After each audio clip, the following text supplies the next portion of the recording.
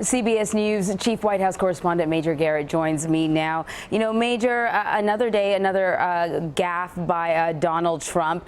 It's been gaffe after gaffe, and this was really supposed to be a moment for a reset for the campaign. It turned out not to be. Now we're talking about this comment that he made.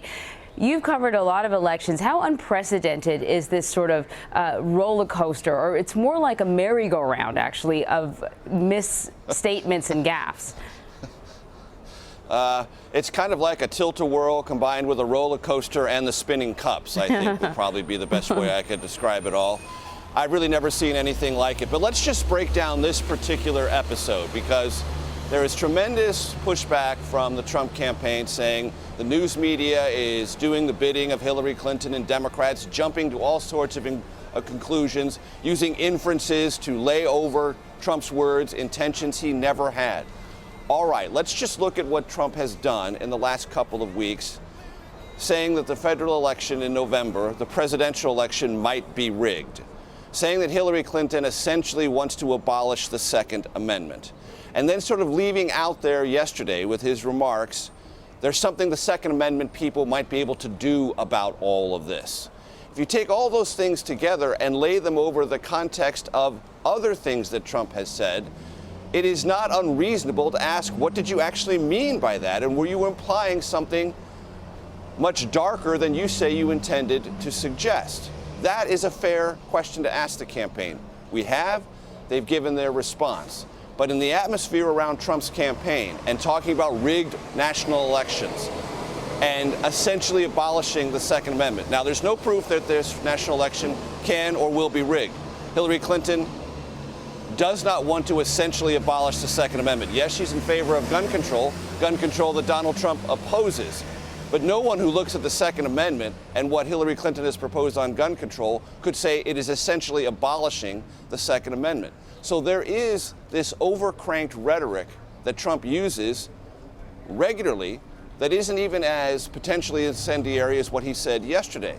So it's this atmosphere that Trump likes to create, driving very hard-edged, conservative-oriented wedge issues that puts him in this state where things that he says he didn't mean to say can be heard quite differently.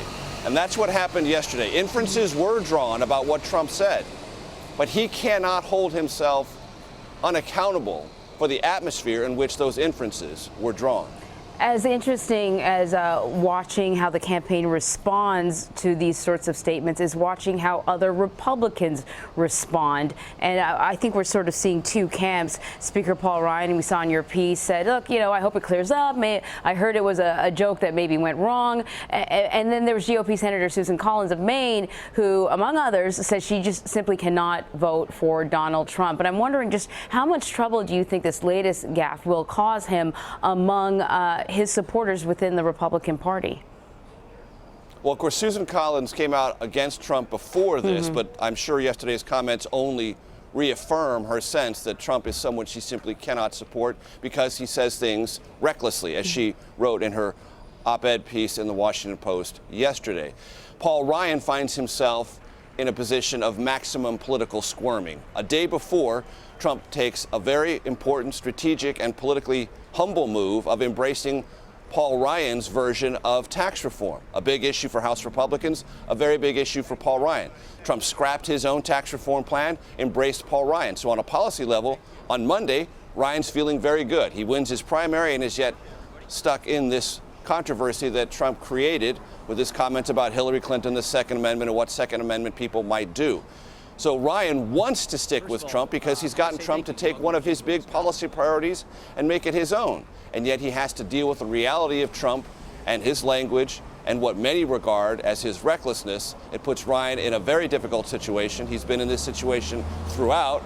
He's trying to hold on to Trump, trying to be as forgiving and as tolerant as possible, but it does put tremendous pressure on Ryan. And now that he's on the other side of his primary election, running against a Republican who was sounding very much like a Donald Trump acolyte, Ryan might have more flexibility, but he knows, as every other Republican knows, Trump's the nominee, and for better and possibly worse, he's stuck with him. All right, Major Garrett in Fayetteville, North Carolina. Thank you so much, Major.